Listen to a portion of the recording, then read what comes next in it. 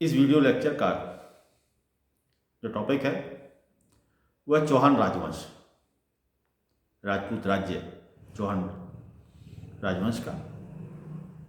चौहान राजवंश को हम चैमान राजवंश के नाम से भी जानते हैं। इनका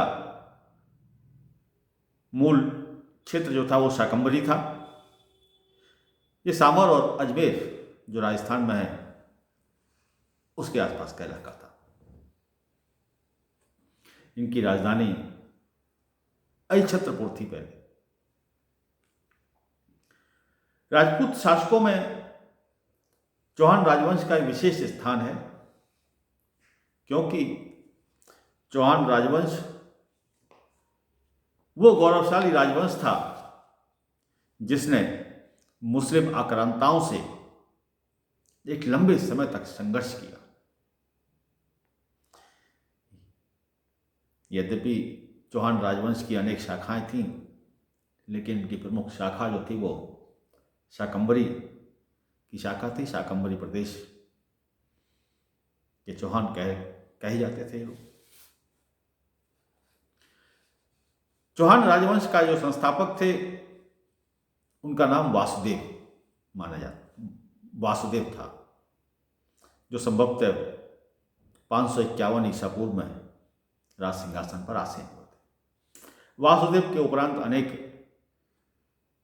उत्तराधिकारियों ने शासन किया चौहान राजवंश के राजगद्दी पर, और 1105 ईस्वी के आसपास चौहान राजवंश की राजगद्दी पर अजयराज द्वितीय नाम का व्यक्ति सिंहासनारूढ़ हुआ। अजयराज द्वितीय के पिता का नाम पृथ्वीराज प्रथम था। अजयराज द्वितीय ने 1105 ईस्वी से 1130 ईस्वी तक शासन किया। इन्होंने भी 1105 से लेकर के 1130 ईस्वी तक अनवरत तुर्कों के साथ संघर्ष किया। इन्होंने अजय मेरू नामक नगर की स्थापना की, जो आज वर्तमान में जिसको अजमेर के नाम से जाना जाता है। 1130 ईस्वी में अजयराज की मृत्यु हो गई।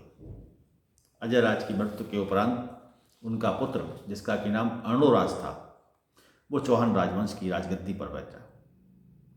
अर्णोराज 1130 ईस्वी से लेकर के 1150 ईस्वी तक शासक रहा। चौहान राजवंश का एक प्रतापी शासक सिद्ध हुआ। प्रमुख उपलब्धि इसकी जो रही वो थी तुर्कों पर विजय इसने प्राप्त की थी अपने शासनकाल में।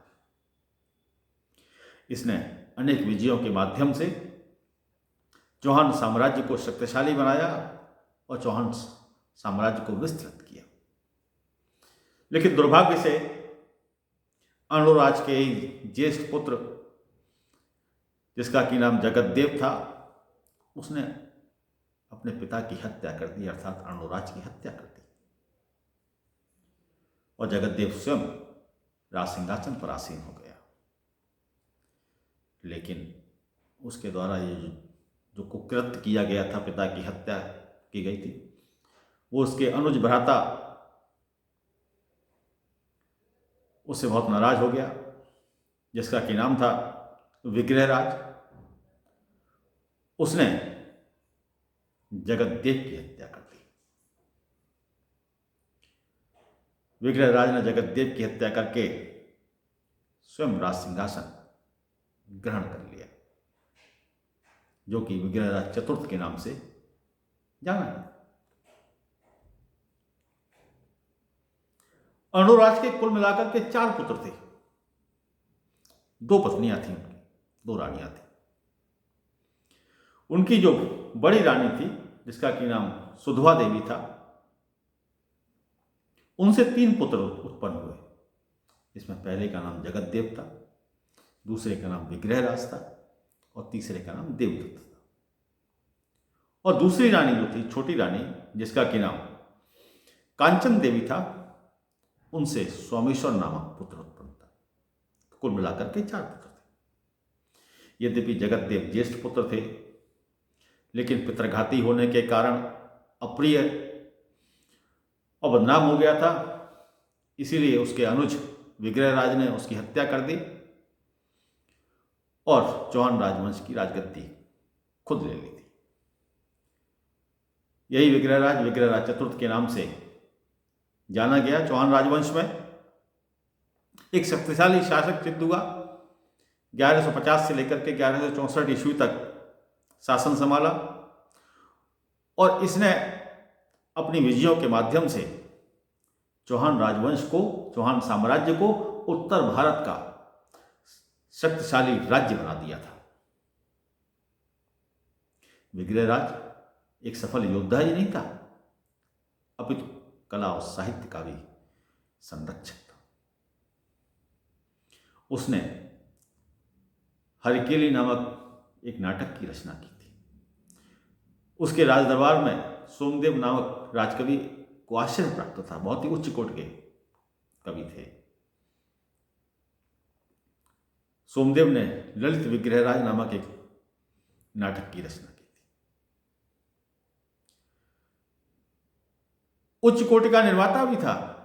अनेक विशाल भवनों का निर्माण उसने अपने शासनकाल में किया।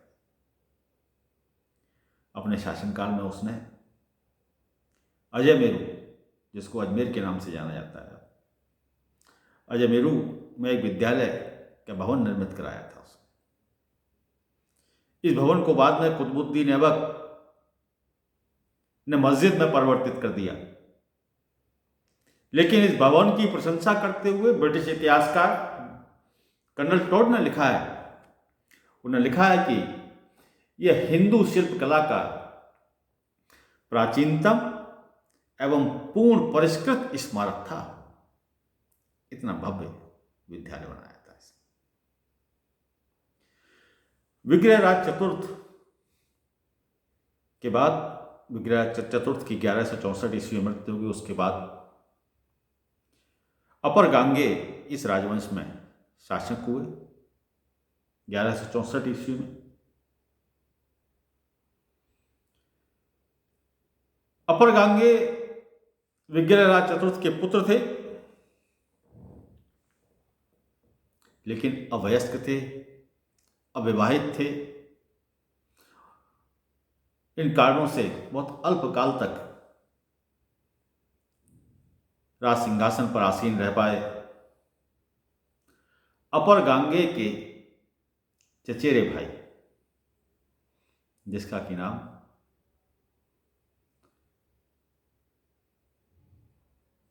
पृथ्वीराज द्वितीय था, जो कि जगतदेव का पुत्र था, उसने अपर गांगे का वध कर दिया और चौहान राजवंश की राजगद्दी पर कब्जा कर लिया। लेकिन बहुत ज्यादा समय तक पृथ्वीराज द्वितीय भी शासन सत्ता में नहीं रह पाए। 1164 ईस्वी से लेकर के 1169 ईस्वी तक ही शासन कर पाए। इनकी मृत्यु हो गई 1169 ईस्वी में। इनकी मृत्यु के उपरांत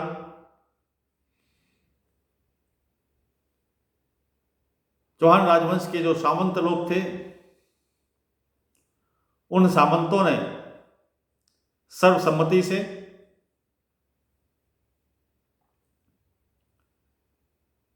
उनके चाचा, अर्थात पृथ्वीराज द्वितीय के चाचा, जिनका कि नाम सोमेश्वर था, उनको राज सिंहासन पर आसीन किया। ये सोमेश्वर कौन थे? सोमेश्वर को याद कीजिए। अभी मैं थोड़ी देर पहले आपको बताया था कि अर्णोराज के 4 पुत्र थे। 3 पुत्र बड़ी पत्नी से थे और एक पुत्र जो था वो छोटी पत्नी से, छोटी रानी से, जिसका कि नाम कांचन देवी था। उनका पुत्र था सोमेश्वर। अब उसको राजसत्ता सौंपी गई। सोमेश्वर ने 1169 ईस्वी से लेकर के 1170 ईस्वी तक शासन किया।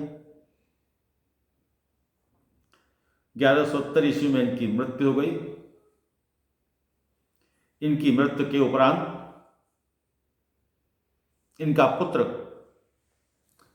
राज सिंहासन पर, चौहान वंश के राज सिंहासन पर आसीन हुआ,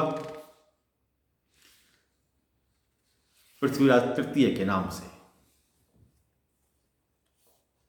ये पृथ्वीराज तृतीय वही शासक है जिसका कि नाम पृथ्वीराज चौहान के नाम से जाना जाते हैं। ये भारत के शूरवीरों में गिनती होती है, गौरव गाथा गाई जाती है, वो पृथ्वीराज चौहान थे।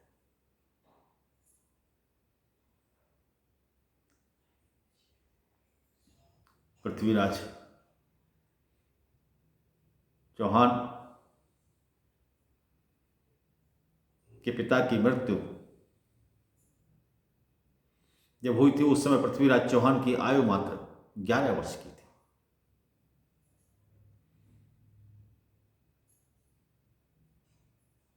अल्प आयु थी।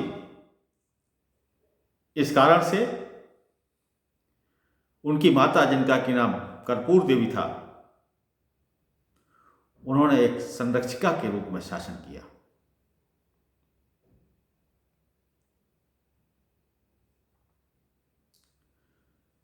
लगभग 1180 ईस्वी में जब पृथ्वीराज चौहान वयस्क हो गए तो उन्होंने स्वतंत्र रूप से शासन सत्ता अपने हाथ में ग्रहण कर ली। जब स्वतंत्र रूप से शासन सत्ता उन्होंने अपने हाथ में ग्रहण की तो अनेक समस्याओं का सामना करना पड़ा उनको, क्योंकि अनेक शक्तिशाली शासक जो थे वो प्रबल प्रतिद्वंदी के रूप में उनके सामने खड़े हुए थे।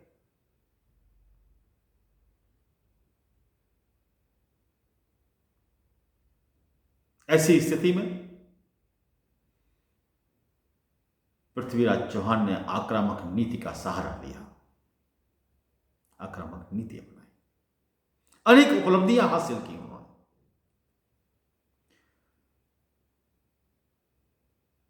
ग्यारह सौ 80 ईस्वी में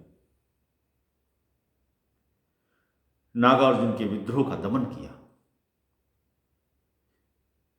नागार्जुन कौन था? विग्रहराज चतुर्थ का पुत्र था।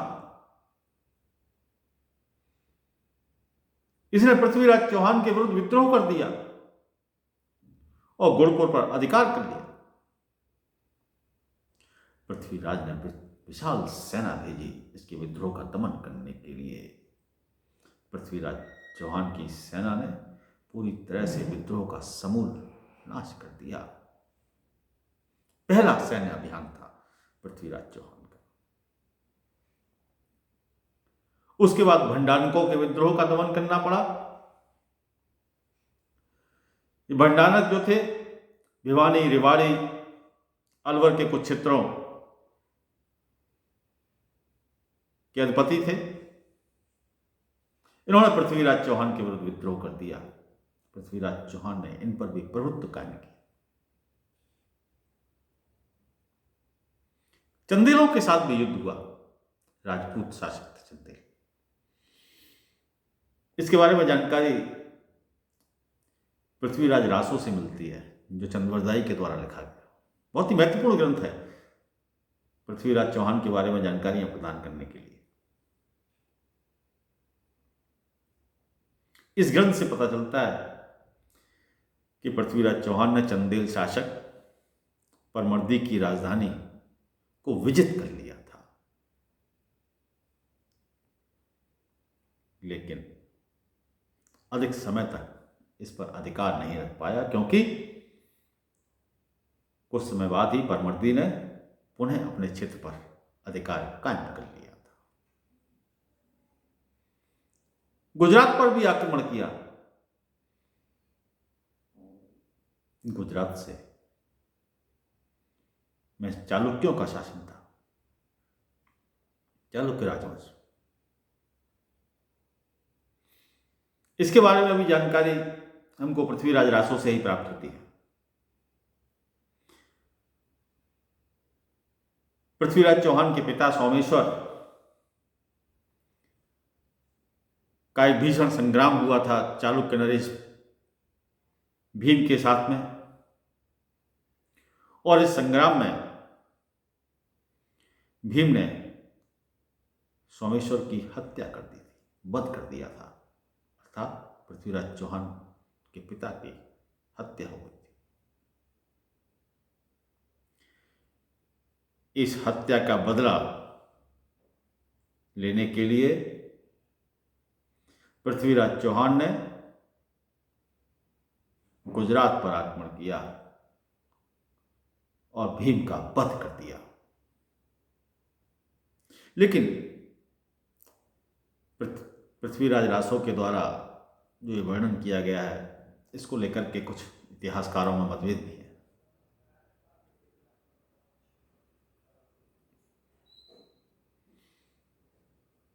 गहड़वालों से भी संबंध थे इनके साथ। गहड़वाल कौन थे? आपने नाम सुना होगा, जयचंद एक शासक हुए गहड़वाल राजवंश के। तो गहड़वालों के संबंधों के बारे में भी जानकारी पृथ्वीराज रासो से ही हमको प्राप्त होती है। पृथ्वीराज चौहान के समकालीन थे जयचंद। पृथ्वीराज रासो में लिखा हुआ है कि पृथ्वीराज चौहान ने जयचंद को परास्त किया था, इसका विवरण मिलता है। लेकिन जयचंद भी एक बहुत ही शक्तिशाली शासक थे, महत्वाकांक्षी शासक थे। अनेक युद्धों में विजय प्राप्त की थी उन्होंने। अनेक युद्धों में विजय प्राप्त करके उन्होंने रासु यज्ञ का भी आयोजन किया था, और इसी अवसर पर इन्होंने अपनी पुत्री, जिसका नाम संयोगिता था, उसके स्वयंवर की भी व्यवस्था की थी। उसके स्वयंवर की भी व्यवस्था की थी। लेकिन पृथ्वीराज चौहान से उनकी शत्रुता थी, इसलिए पृथ्वीराज चौहान को नीचा दिखाने के लिए उन्होंने इस स्वयंवर समारोह में पृथ्वीराज चौहान को आमंत्रित ही नहीं किया। इस बात से क्रुद्ध होकर के पृथ्वीराज चौहान ने संयोगिता का अपहरण कर लिया। परिणामतः दोनों की शत्रुता जो थी और ज्यादा बढ़ गई, और इसी शत्रुता का लाभ जो था आगे चल करके मुस्लिम आक्रांता मोहम्मद गौरी ने उठाया। मोहम्मद गौरी के साथ में पृथ्वीराज चौहान के दो युद्ध हुए, जिनको कि तराइन के युद्ध के नाम से जाना जाता है। तराइन का प्रथम युद्ध और तराइन का द्वितीय युद्ध। पृथ्वीराज चौहान और मोहम्मद गौरी मुस्लिम आक्रांता के मध्य पहला युद्ध 1191 ईस्वी में तराइन के मैदान में हुआ। पृथ्वीराज चौहान की विशाल सेना के सामने मोहम्मद गौरी के जो लड़ाके थे, मोहम्मद गौरी की जो सेना थी, वो सैनिक टिक नहीं पाए। पृथ्वीराज चौहान की सेना ने बुरी तरह से उनको परास्त किया। मोहम्मद गौरी की सेना पराजित होकर के भागने के लिए बाध्य हो गई। इस युद्ध के अंदर मोहम्मद गौरी बुरी तरह से घायल भी हो गए, लेकिन किसी प्रकार वो रण क्षेत्र से भागने में सफल रहा। कदाचित भागती हुई सेना का पीछा कर उसको तहस नहस करना, घायल शत्रु को पकड़ करके उसका वध करना हमारी भारतीय जो युद्ध संहिता है उसके विपरीत था। इसलिए मोहम्मद गौरी को भागने दिया। पृथ्वीराज चौहान ने भागती हुई सेना पर आक्रमण नहीं किया, मोहम्मद गौरी का वध नहीं किया उसने, और यही बहुत बड़ी भूल सिद्ध हुई। अगर पृथ्वीराज चौहान ने उसी समय उसकी सेना का पीछा करके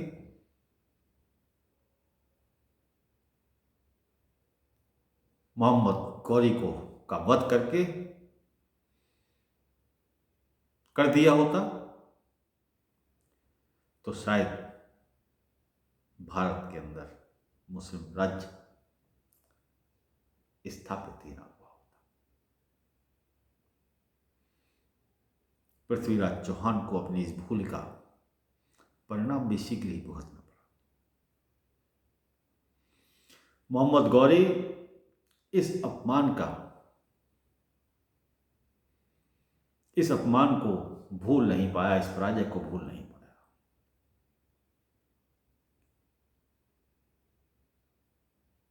शीघ्र ही वह 1,20,000 चुने हुए अफगान सैनिक, तुर्क घुड़सवारों के अतिरिक्त सभी प्रकार से अस्त्र शस्त्रों से सुसज्जित सेना लेकर के भारत की ओर आ गया। तराइन के मैदान में फिर दोबारा से आ डटा 1192 में। लेकिन दूसरी ओर पृथ्वीराज चौहान की भी सेना कम नहीं थी। 3 लाख घुड़सवार सैनिक, 3,000 हाथियों, इसके अतिरिक्त बड़ी संख्या में पदाती सैनिक पृथ्वीराज चौहान के भी सामने पहुंच गए। पृथ्वीराज चौहान ने फिर समझाया, उसको संदेशा भेजा।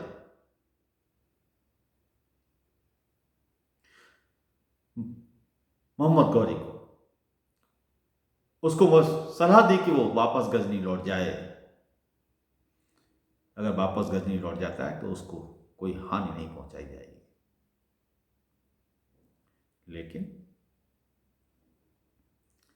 पृथ्वीराज चौहान ने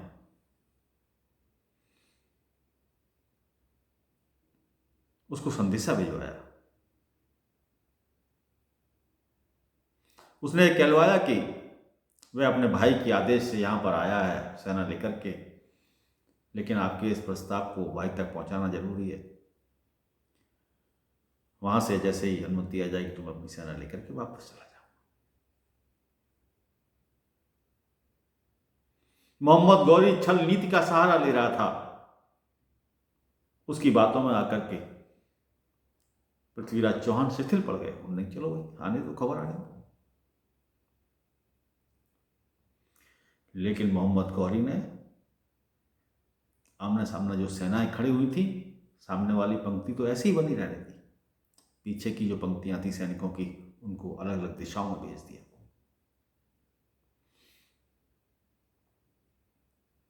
और एक दिन अचानक ऐसे समय आक्रमण किया जब सूर्य भी नहीं उगा था।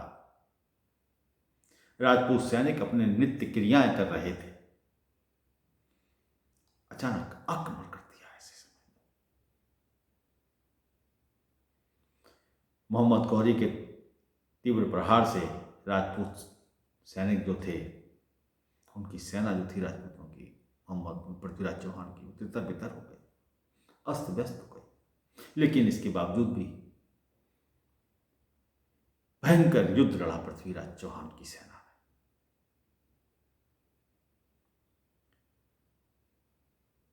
लेकिन इसके बावजूद भी पराजित होना पड़ा। पृथ्वीराज चौहान को बंदी बना लिया। मोहम्मद गौरी बंदी बना करके ले गया, बाद में उनकी हत्या कर दी। दुखद अंत हुआ पृथ्वीराज चौहान का। इस तराइन के द्वितीय युद्ध में पृथ्वीराज चौहान की जो पराजय हुई, उसके प्रमुख कारणों में मोहम्मद गौरी की छल नीति तो थी ही थी, लेकिन दूसरा जो प्रमुख कारण रहा, वो कारण था जयचंद से सहायता न मिलना। अगर जयचंद ने सहायता करती होती तो शायद युद्ध का परिणाम अलग होता। पृथ्वीराज चौहान की मृत्यु के बाद इस राजवंश का प्रायः अंत हो गया। लेकिन पृथ्वीराज चौहान के भाई, जिनका कि नाम हरिदास था, उन्होंने 1198 ईस्वी तक वह जीवित रहे।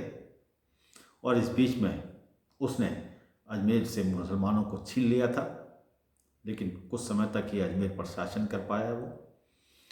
बाद में कुतुबुद्दीन ऐबक ने हरिराज को परास्त किया और ऐसी स्थिति में हरिराज ने स्वयं आत्मदाह कर लिया था। इसके बाद तुर्कों का अजमेर पर अधिकार हो गया और चौहान वंश का पतन हो गया।